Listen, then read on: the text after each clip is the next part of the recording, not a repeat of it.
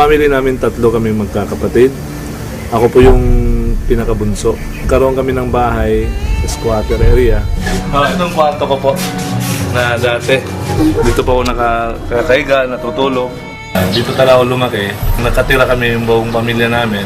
Na dati, ito'y daanan ng tubig. Pag umuulan, magkakaroon kami ng libreng swimming pool kasi lumalaki yung tubig dito. At ngayon ay siyempre natambakan na ng mga lupa at nagbago na, pero memorable masyado to kasi dito ako panganak at dito din ako lumaki. Nakamalay na ako sa buhay ko, doon ko karoon ng mga pangarap na balang araw magkaroon kami ng bahay na mga ganda, na buhay na maganda. Dahil po yung buhay talaga namin napakahirap noon. Kasi nga yung trabaho ng papa ko, family driver ng isang counselor. Nakuha sa dahil sa kabaitan din ng papa ko. Kaya nakapagtrabaho siya sa city government, driver lang din. So yung mama ko naman din, siya naman yung nagpapatakbo ng karinderya. Yun din yung kinukunan ng extra income nila para makapag-aral kami magkakapatid. At nabubuhay kami sa 5-6 yung pautang. Hindi ako nakapagtapos kasi nga nabaon kami sa utang. Tinakripisyo ko yung pag-aaral ko dahil para sa kapatid ko. Kaya naghanap ako ng paraan na para makatulong sa parents ko. Dahil sa hirap na naranasan ko po. Yun yung naging lakas ko na para magbuo ng pangarap na balang araw malalampasan ko lahat ng problema namin. Malalampasan ko yung kahirapan namin. Naghanap ako ng mga oportunidad para mahihaon sa kahirapan yung family namin. Nung natapos na pag-aaral ng high school, way back 1999, parang naging tambay ako kasi 1 year din ako hindi nakapag-aral agad. Kaya yung ginagawa ko doon, talagang nagtatrabaho. Kaya lahat ng trabaho sa terminal, Ecoland Terminal o Terminal ng bus ay naranasan ko po yan. Paglilinis ng sapatos, yung pagbibenta-benta ng mga durian candy, at saka yung pagkakarga ng mga bagahe ng mga pasahero. Yun, naranasan ko po yun para makatulong ako sa mama at papa ko. Humingi ako ng pagkakataon ng Panginoon na kung bibigyan niya ako ng chance ay hindi ko talaga pakakawalan.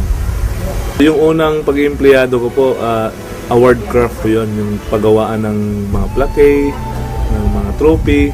Actually, nagtrabaho ko para sa ate ko, para makapagtapos siya ng pag-aaral niya, na makatulong din ako sa mga tuition niya at saka sa parents ko. Nung nag-graduate yung ate ko, nag-stop na akong magtrabaho at pumasok na ako sa negosyo, pagninegosyo.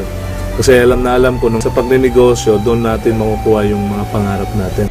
Doon, may isang company akong napasukan na talagang doon ako namulat na talagang grabe pala yung potential income ng ganitong klaseng negosyo. Kaya na-challenge ako doon. Sabi ko, pag-aaralan ko to, kasi nasa-challenge ako sa mga taong umaasenso. Kahit anong background mo, nakapagtapos ka man wala, open sa lahat, sa mga taong nangangarap. So ako yung taong gigil na gigil dati na talagang makuha ko mga pangarap ko. Kaya nung napag-aralan ko siya, ay hindi din pala parang gano-gano ka basta-basta kang papasok. Kasi ang dami ding mga kumpanyang na parang may company, may produkto, pero wala namang silbi yung mga produkto at hindi nagtatagal. Kaya nung nakita ko si Royal, talagang sabi ko sa sarili ko, ito na yung company hinahanap ko, yung totoong opportunity. Nakita ko yung branch office nila sa Davao. Talagang sabi ko sa sarili ko, talagang pwede kong ibigay lahat ng mga kakayanan ko, lahat ng lakas ko, lahat ng talino, talagang skills ko, na alam ko hindi ako mabibigo. Kasi nga, yung company Royal ay talagang sobrang ganda. Finally, nakita ko na yung tamang kumpanya. Kasi mayroon din akong mga napasukan talagang nabibigo ako. Kasi nga, kumikita ka ng maganda, malaki, pero hindi nagtatagal. Kaya nung nakita ko yung Royal, sabi ko, iba talaga yung Royal. Sabi ko nga, kumahanap ko lang yung totoong opportunity ng company, talagang gagawin ko lahat ng mga kaya ko. At hindi naman ako nabigo. Halos lahat ng mga pangarap ko na ibigay ng Royal. Before ako nag-Royal, muntik na talaga nawala yung bahay ko na ito. Kasi nga, yung previous company ko kumita pero hindi tumagal. Nagkautang-utang pa. Kasi nga, nawala din yung company parang bula. Dahil po sa Royal, nabayaran yung bahay na ito na matagal namin pinapangarap ng pamilya. 8 months ko nung tinabaho yung Royal, nakuha ko yung Montero Sport ko. First car ko, brand new car from Royal. Doon ko na unang na-experience na nagkaroon ako ng sasakyan dahil po sa Royal yon.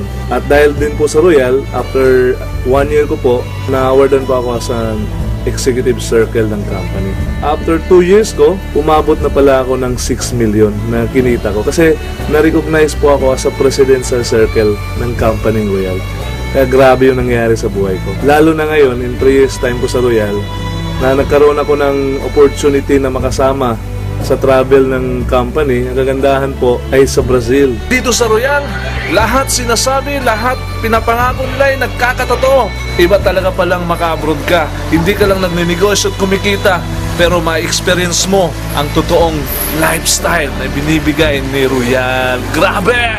Kaya noon, na-enjoy ko po yung travel namin sa Brazil. Ang kagandahan po, kinuha ko na naman yung pinakapangarap kong sasakyan. Sabi ko sa sarili ko dati, nung dati kong company, mabibili ko na yung Hummer ko. Kasi kumikita ko ng malaki, hindi tumagal, bumagsak. Kaya parang nasaktan ako doon. Dahil sa Royal po, na-inlove ako ulit. At dahil po sa Royal, yung pinapangarap ko ay talagang nagkakatotoo lang. Ito na nga ho, yung Hummer or H2 ko po.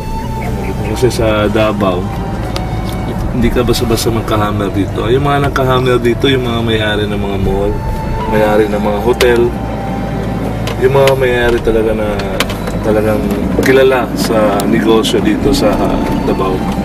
Ang malupit doon, isa sa nagmamayari ng hammer ay royalista. Dito pong bahay na ito, actually ito yung pangarap ng mama ko. Dahil single pa naman po ako, wala akong ibang pinapangarap kundi pasayahin at paligayahin yung mga magulang ko.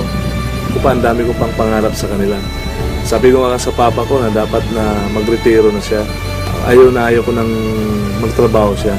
Alam na alam ko kasi yung hirap na naranasan nila sa buhay. Sa hirap ng naranasan nila at hirap ng nadaanan nila sa buhay nila, binuhay pa rin nila kami nung mga bata pa kami. Kaya ngayon, nung ako nang nasa kalagayan ko, ay gustong-gusto ko naman makabawi sa kanila. Masaya pakinggan na may anak ka na nag-alala sa pamilya niya. Sama sa amin, papa niya. Salamat. Kung gaano ko kamahal yung sarili ko, ganun ko po sila kamahal. Kaya lahat, habang single pa po ako, habang hindi pa ako nag-aasawa, binibigay ko po yung kaligayahan nila. Inauna ko po sila. Marami tayong kaibigan, magiging partner. Pero ang masabi ko lang, nag-iisa lang sila na ina at ama ko sa mundong ito. Kaya kahit anong mga hirap na naranasan ko sa pagninegosyo, makita ko lang sila, parang namomotivate na ako, parang nabibigyan ako ng lakas na ipagpatuloy yung naumpisan kong pagtatrabaho na maayos at yung tama. Sila din yung dahilan na umabot ako sa naabot ko ngayon. Kasi kung hindi dahil sa kanila, siguro matagal na ako ring nag-give up. Kaya kahit anong gawin ko, lahat ng ginagawa ko, sa ngayon po para sa kanila po.